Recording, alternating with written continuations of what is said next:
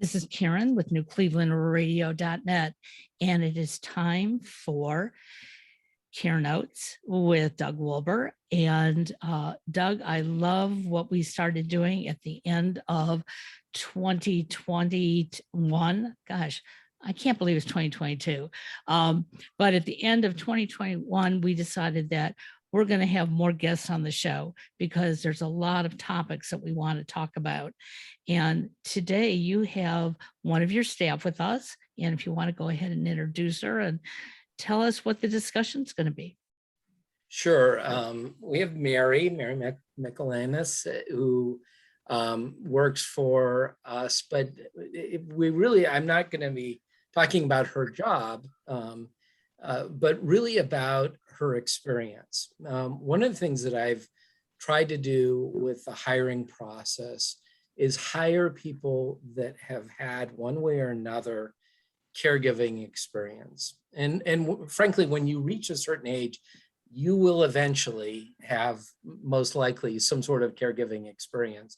Obviously it starts with if you have kids, and then it ends with the fact that you have parents. And a lot of times you are in that sandwich where you're taking care of kids and taking care of parents. But I've really looked for people that have some sort of life experience that will make it better for them to actually do care and to relate to our folks. But that really leads me to what the topic is, which is what is the experience for someone when you live apart from your loved one that needs care?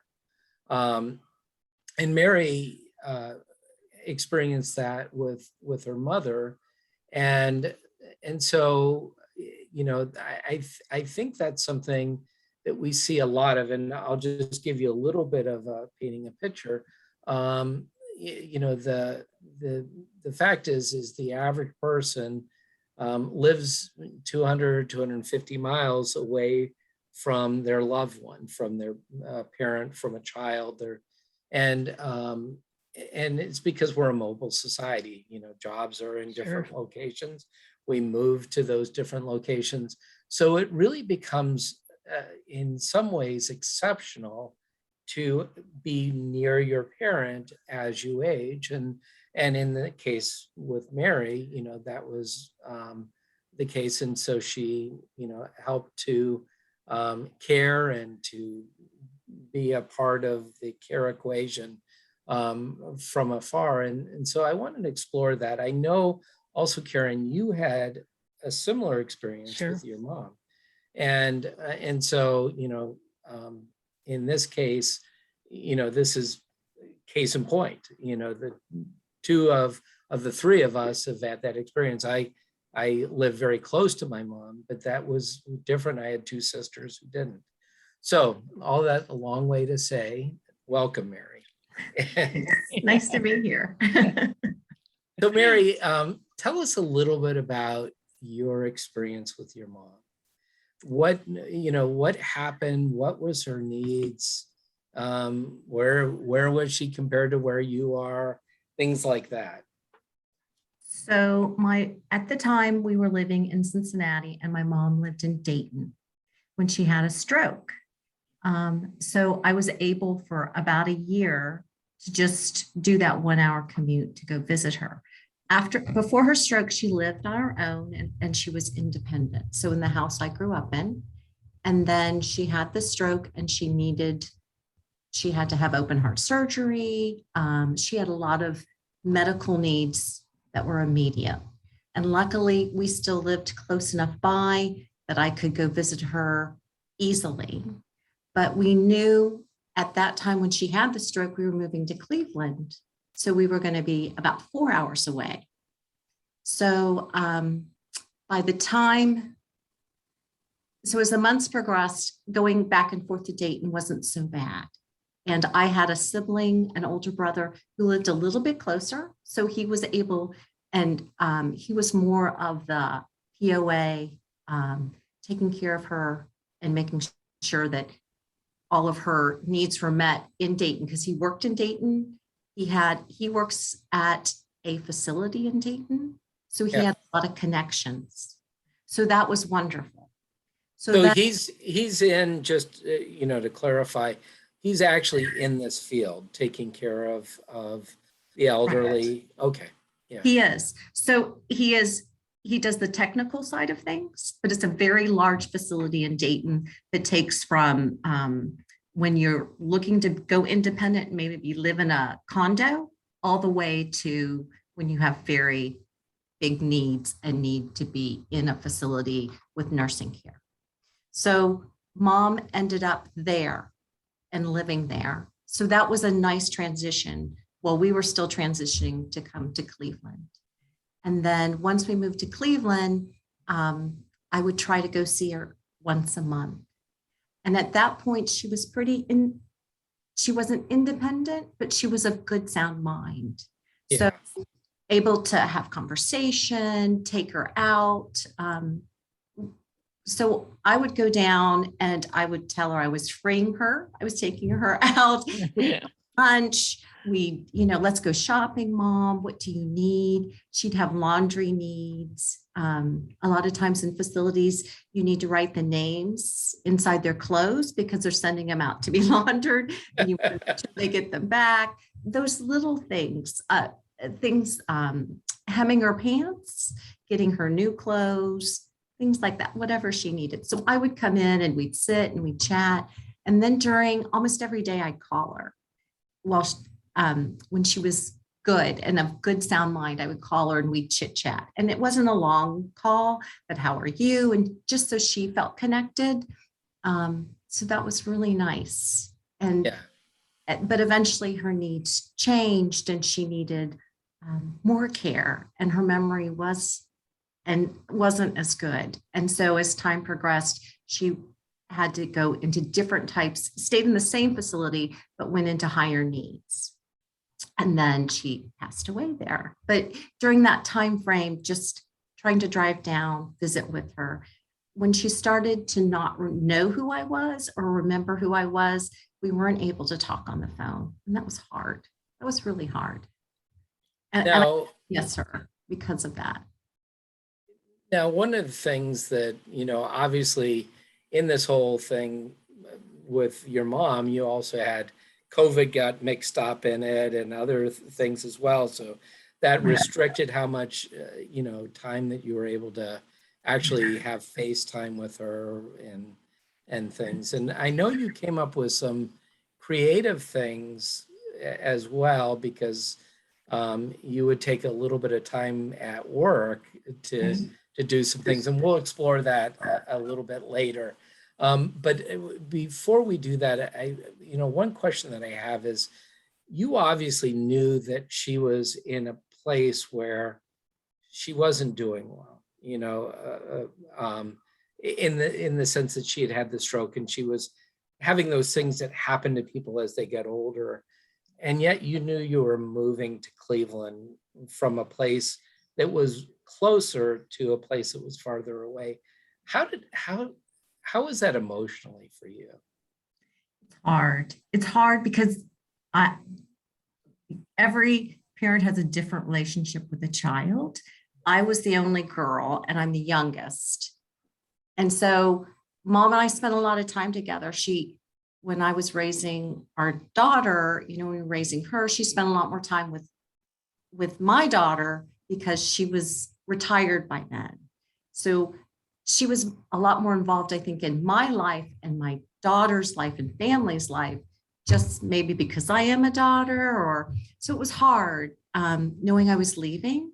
She didn't like that I lived an hour away, Cincinnati to Dayton. Right. Didn't like that I was moving 4 hours away. And she would ask, maybe I can come live with you.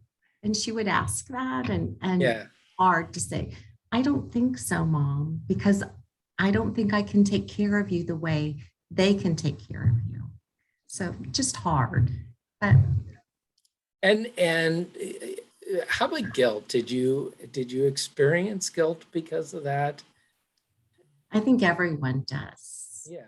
I do. And she wasn't she was not a, she didn't give the guilt. I mean, some Right. Right, yeah. they can really make you feel bad, and hearing stories. And mom really didn't. That wasn't her personality. But, and she would say, well, you have your own life and you have your own family. So she knew that. I also know that she came from Japan. So she knew she gave up her whole life in Japan to come here. So how could she ask me to give up mine? So I think she was very fair and loving in that way. But I think we all feel guilt from Yeah. just Well, and I know by nature, Mary, you're a nurturer.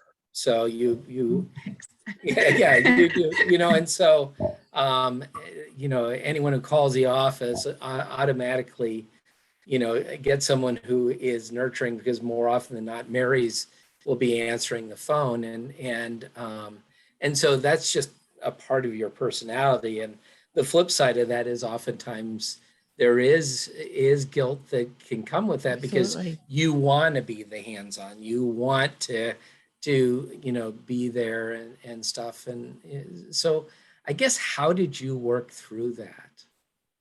how do I work through that? Probably my faith and knowing, I mean, we all have those priorities of what's important. You have, at that point, my daughter was still at home. So I knew that is a huge priority to make sure she's okay and everything, and my husband. So you have those immediate priorities, and trying to make sure I focused on those. And my faith, just believing that, doing the best I could and knowing that. And again, I don't feel like my mom, I felt like she knew I was doing that. And I have to say, my brothers were also. So she just didn't rely on me for support. She was relying on them as well. And Yeah, they, because what they could do, right? and you do have that brother that was close, that was actually involved in doing care. So a lot of times, the choices that you made in this situation were the right choices, but we still have to deal with that other piece, which is not necessarily even reasonable as far as doing it, because you are trying to do the right thing and stuff, but you have to work through it either way, because all this stuff kind of comes on to us, like, why shouldn't I have done more, or should I do more, or, that type of. Right. Yeah. Exactly. Prior Yeah, to your so- mom getting sick, did you have discussions about, how she wanted to live out her days? Because that was a huge discussion that my parents and my in-laws had with us. I mean, it was point blank, I'm never going to live with you, but don't ever forget me. Don't just stick me in, a nursing home and tie me to a bed. I mean, they knew what they wanted. And so when it was time for my mom to go into independent living, we looked at every facility. I mean, I looked under beds, I looked in corners, because I knew what my mom was expecting. Okay. And I at least wanted to feel like I could give her what she was asking for. So did you have those conversations with your mom? I know that mom never wanted to leave her house. That was her truth. She never, when my dad was alive, he had talked about going into a facility for veterans. And mom said, no, I want to stay here in my house. And she did talk, we didn't sell her house for a year or two after she went in, because I think it would have broke her heart if she thought we had sold the house so quickly, because she wanted, I mean, she still had a car. We kept things for a long time. And that was really my oldest brother being wise, that knew that her estate could afford to keep that. So that was a luxury. But giving her that hope that if you took that away, I think that was taking her hope away. So her choice was always to stay at home. Got it. Okay. So Now, Mary, you obviously weren't working for us at the time, and we don't service the Dayton area, but do you think you would have considered things a little bit differently? You know, knowing that there are different options, because a lot of times people don't know the home options and stuff like that. But do you think you might have thought about things a little bit differently? And there isn't a right or wrong answer. There isn't. I probably might have looked into a live-in caregiver. I mean, we talked about it, but my brother also lives south of Dayton and my mom lived north of Dayton. So if we would have gotten a live-in caregiver, he would have had to go another 45 minutes to go visit to check on, as opposed to in the facility. He saw her every morning and evening. You know, he'd come into work, say, "Hi, Mom," and then in the evening and sit, and sometimes during the day. Yeah. But I think I would have looked into a live-in and seeing if that was possible. Just so she could have stayed in her own home. Yeah, because your emphasis on the home piece was Right. so important, you know, for Right. her. But that other piece, which is, you know, where she could actually spend time with her son, you know, is huge. And the fact that he was there and, you know, is really it's rare, you know, that It is. you I mean, I have that. call it all a blessing, a true blessing. You couldn't have, yes, but it's so rare. I can't, yes, it's rare. Let's say that. So now, Karen, share your experience if you don't mind, you know, because each person has their own story. So what happened with you and your mom and sort of the circumstances? Well, you know, my dad passed away in 2004. My mother said she wasn't going to leave her apartment. She still had a car. Everything was great. And then about 4 years later, she started having mini strokes. Now, I have a brother in California, a brother in New York. I'm here in Ohio, but we have nieces and nephews and cousins galore in the Detroit area where she was. And her last mini stroke that she had, she kept all her faculties except she could not use numbers. So if somebody asked her how tall she was 7'2". Asked her how much she weighed, 5 pounds. I mean, like nothing, you know, made sense. And she knew she was wrong and would frustrate her. So the doctor basically said, "Give me your car keys. You're never driving again." Which, you know, she exploded and said, "No, I'm going to drive." And he said, "Well, you'll have to find the car keys." And at that point, we knew that she had to move. Now, similar to your situation, Mary, my mother's niece was the CFO of a care facility. And we had family very involved in it, benefactors to it. And as soon as we started looking, we didn't even go look there at first because their fees were fairly high. And I just thought, you know, we have to pay for it and my mom has to pay for it. And, but we ended up going there because of all that support. And it was the same thing. My mother just never wanted to leave her house, but her apartment wasn't in the safest neighborhood anymore. Most of her friends had moved out of there. And again, with us not being around, we just didn't think that was good. And she was fine for the first 4 years. Loved it, took very active. She kept telling us she was going to buy a new car. She never did, but she dreamt about it. But then she had a stroke and her stroke left her blind, but she had no idea she was blind. She swore she could see us. She knew everything that was going on. Some days she actually described what I was wearing and we'd get all excited thinking, she can see again, but she couldn't. And she ended up being bedridden, but I spent 2.5 months with her and we had her stay in her independent apartment. We did bring in care. And that's when I realized how important home care is. I saw the difference because we had actually gone out and looked at different facilities maybe moving her. We thought about moving her up here, down here to Cleveland. And there's a facility across the street from where I live. We went through there. It looked nice and clean and perfect. But I also saw that she wasn't going to get one-on-one care. And I couldn't do that to her. And so having her stay in her home, her apartment for 2.5 months was the best thing that we could do. Unlike you, Mary, I probably would have felt very, very guilty if I hadn't stayed with her.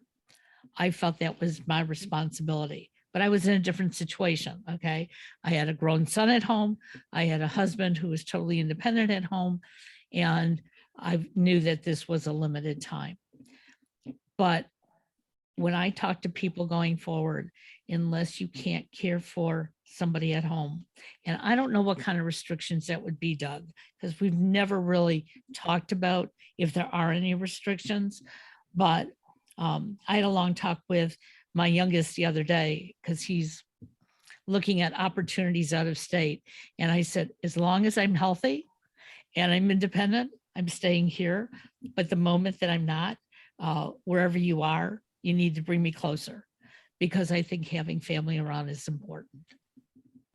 Yeah, and it's funny because I think with care, and the reason I was asking about the guilt piece is because I think it happens a lot, and I especially I see it with both men and women, but I really see a lot of guilt that sometimes happen with the daughters, and so where it's like the kind of I should, that, or I really should be, and that kind of plagues people. And and a part of this is when I was at Procter and Gamble, one of the things we looked at is like who does the care, and who kind of owns the care. And what we found is that about 80% of the time there is a woman that is the one who feels like they own the care. So, and so it's oftentimes the person will feel they own the care for their husband, for their children, for their parents, and there's this deep sense of like, this is mine, and and heaven help you if you try to interfere with that, because of that. But part of that is also, though, understanding, well, what does that mean practically? And part of it is that you may not be able to be the one that actually does the care, but you can own it by making sure that the care is good. Right. So as you were mentioning before, getting the home care, having someone in, or being in a facility that you have confidence in, or whatever. And that, I think, is really important because we delegate all sorts of things. We're not the mechanics of our cars. In almost all cases, we delegate that. Do I own the car? Do I feel a responsibility for the car? Yeah, but I'm not the one necessarily that has to, crawl under and change the oil. And could I? Yeah, I could. But should I? Probably not. And so, part of it is just kind of getting our heads wrapped around it and not allowing that guilt to plague us. But to answer your question, there are very, very few restrictions. And because we can do most of the things they can do at a nursing home and others. Where it becomes a little bit more restrictive is if there is a need for something like an injection. And now a lot of times you can have a nurse come in and do that. But it would be something like that where it is clearly a nursing duty and not, something that a caregiver can do. But I would say in 1,000 cases, you might have one where it was something that we can't figure out an answer to, because we can almost always figure out a way to make it work within the sort of the parameters that we have. So, but and they're going to generally get better care than they would in a facility because it's one-on-one, Right. So if they need to be changed, they're going to be changed, if Right. whereas in a facility, it may take hours, in those situations before, unfortunately, especially with COVID right now, that where someone might, have to sit in a wet diaper or something like that. Now, kind of going to, what to do. My sisters lived out of town. I was close, and I have two brothers that were close as well. And my sisters would come in and they would, spend time with my mom. And that's, what it sounds like you did, Mary, is, you'd spend, a day or several days or whatever in doing that. But then, fortunately, we live in a time of technology as well. And so there's a lot more we can do, just like the Zoom that we're doing now, in being able to do it. So what were some of your workarounds, both of you, in trying to balance that out, taking care of your family here, going and spending time, but what were the things that you found that were helpful? So for us, especially with COVID, so I'm in Cleveland. My mom was in Dayton. My brother worked in Dayton there. And then I have another brother in Texas. So we started doing a weekly Zoom, which you were kind enough to let me do during the workday, where we would get on. And so my brother would go into the room with my mom, set up the camera, and we would all chat. And that really was wonderful. To be able to, she could see us all, hear the conversation. She didn't really join in the conversation, though we would talk to her, just to be there together, since we couldn't be there together physically. Because when I would go to Dayton, usually my brother would, in between meetings or work, would come in and we'd sit together with my mom in her room for some period of time. So, and she just loved having her kids close by. The more the merrier. So it just made her very happy. So I know doing the Zoom was wonderful. And I have to say, with her passing, we're still doing Zoom, which I like. We didn't do it prior. So it's nice to be able to see my brothers and stay in touch and connect that way.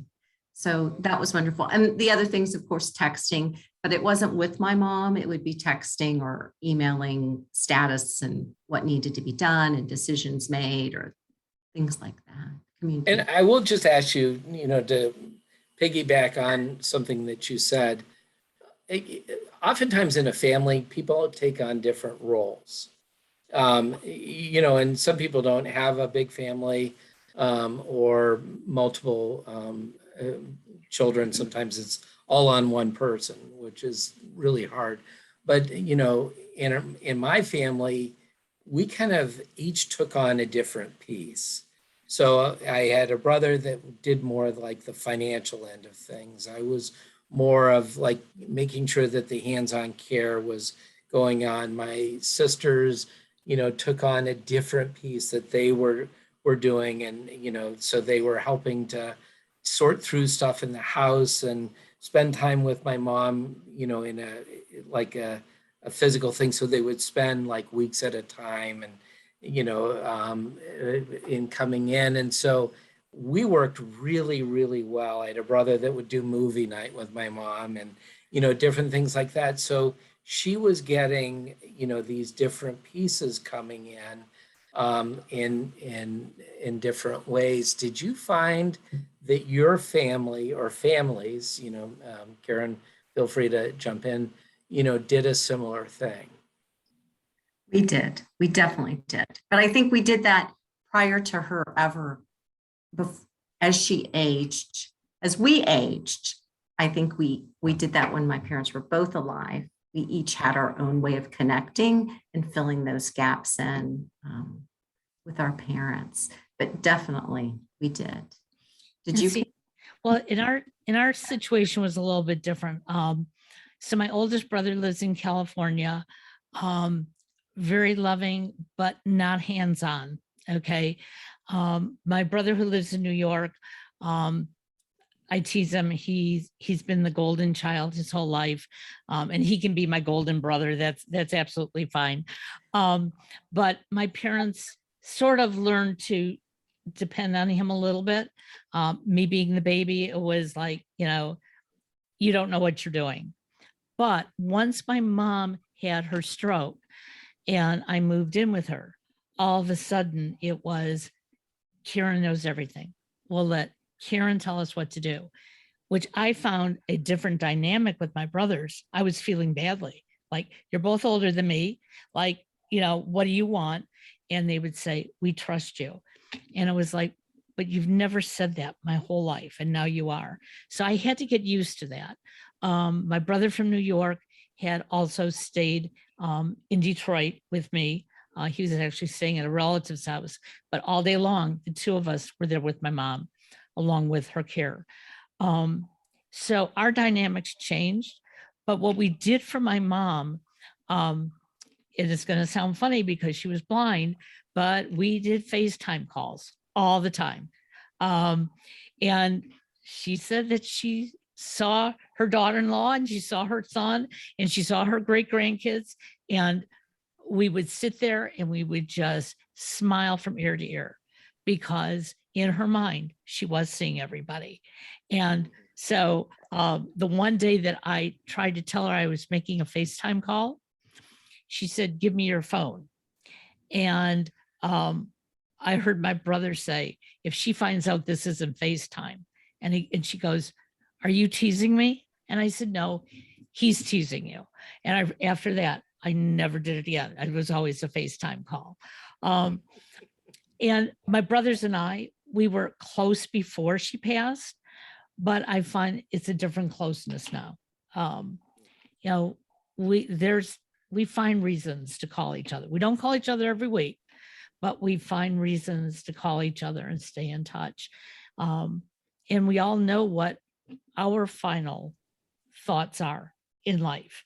And we've asked each other to, make sure that we're honored as well. And I thank my parents for that. Absolutely. Now, I will say that your experiences are potentially different, and I don't want anyone to necessarily air their dirty laundry, but sometimes there's tensions that can arise. And I see this often where families don't necessarily come together. And it sounds like, you guys have happy stories as far as coming together. Right. And the same thing with my family. We had really just, it was wonderful. Everybody sort of did their part and really made a difference as far as that my mom had what she needed and had a good experience. But I'll see a different dynamic sometimes where it brings out rivalries and it brings out anger, and it things get stirred up that haven't been stirred up for 30 years. And I just say that as that's a normal thing as well, that some people will experience. And I was just talking to someone actually today, a friend, not even a client, and they were talking about some dynamics that were going on around a parent that has suddenly gotten sick, and so all of that is to say that there are different things that people are going to be experiencing, and this really is a journey. And the only thing I can say is as people are going through it, they have to figure out things to do and ways to handle it, and try to keep the big picture throughout it, so that, when you end it, when the person finally passes away, that you do so with hopefully looking back and saying, I have few regrets, not, oh, wish I had done this, this, and this. So, And that's where I think, Karen, you talking ahead of time can make a big difference. well, and sadly, on my husband's side of the family, I was very close with my mother-in-law. She was my best buddy. And when she went into a facility, the family dynamics totally broke down. In fact, I was asked by my brother-in-law and sister-in-law not to even go visit her. And it was like, why would you say that? And so I was very careful when I would go visit. My husband always found out when they had just left, and I would wait and then I would go visit. And so I understand that sometimes those family dynamics are terrible, but for my mother-in-law's sake, I was there when I could be for her. When I couldn't be, I at least was there for my husband. And, that's something that we have to look at, that you just have to make it as the best that you can. And I wasn't going to stir up any more fires. And even to this day, they don't talk to me. And it's sad, but that's their choice. Now, I kind of want to wrap things up as far as, but I would like, if you could, that each of you might give like one thought or of what you think might make a difference, or a takeaway from the time that you spent, in caring for a loved one from afar. Is there any sage advice that you would have, or thoughts? And maybe Karen, if you have anything that you can share. The biggest thing is that know that we have no guarantees on tomorrow. So like you talked about, Mary, staying connected as long as you can, and putting the person who you're caring for first. It's about them. And that's exactly what I did. I mean, there were many times, Detroit is only a 2.5-hour ride. And I would think, oh, I should just drive up there. And then we'd have a snowstorm, and then I'd feel badly. And then the weather would get nice. And I made excuses why I couldn't go up. But I did talk to my mom regularly. I chose not to argue with my brothers. And you know what? I think I can now look back and know that I did everything I could for them. And I think that's what we have to do. It's not about us. It's about those that we're caring for. I think that's good advice. It's trying to make sure that they're happy and comfortable, that they know that you love them and you respect them, that they're still people, no matter with all the emotions and all the history, and just giving her the respect and the love that she needed, no matter what stage she was in, was really important. And just and to me, touching, I didn't know how often she was touched. I mean, you were touched, but you grow up in a family and you give hugs and, kisses and all of that. And then as you get older, family moves away, and maybe you're lucky enough to see those grandkids every day or whatever. But her being in that facility, whenever I saw her, I tried to give her that hug and hold her hand. And so that, and then trying to respect my brothers and their families and keep the peace, because that meant a lot to her as well. And I think they sense that. They want it to be peaceful. Absolutely. If you can, do it. If you can't, do the best you can. So, Yeah, I think that, just it's funny because I think a lot of times there's tension around it, end of life situations where family can go the opposite direction, as we were mentioning, because I think, one, there's unresolved things sometimes that are going on, but also because we're grieving, you're grieving the fact that mom isn't the same way as she was before. Dad is, not who he was. And I think that oftentimes that expresses itself very differently. So, after that parent is gone, you still have those relationships that will continue on. And so, prioritizing that as well, I think is really important, and keeping that in mind and saying, am I reacting this way because I'm just emotionally feeling something?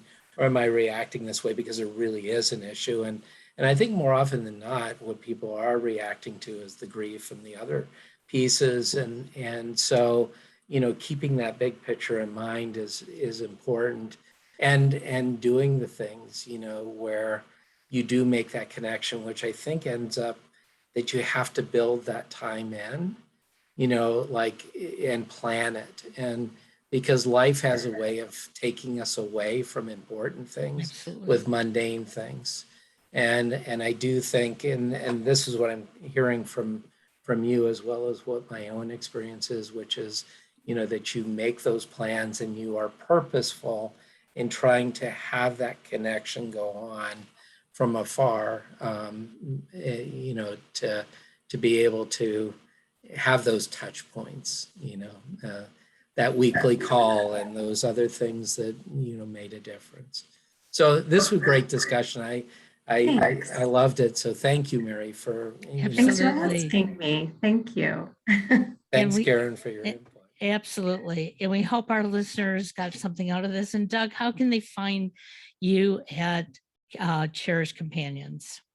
So they can go to cherishedagency.com, and contact us, that way, or look at the things that we offer, or you can call our number, which is 440-484-5390.